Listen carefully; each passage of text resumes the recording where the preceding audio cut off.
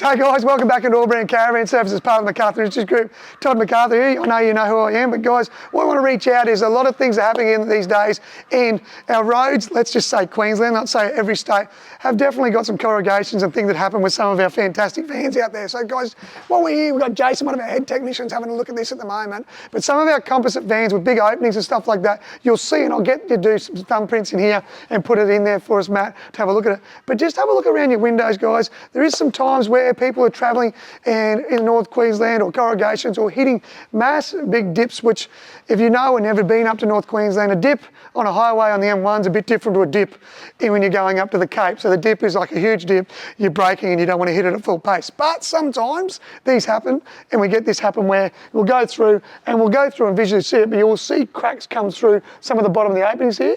It's not really a manufacturing fault as such. It's a problem where these things happen.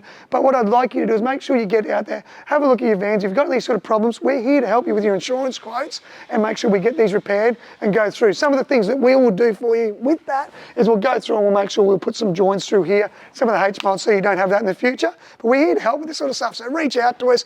Any of your insurance repairs, hail damage, anything like that, jump into www.allbrandcs.com.au.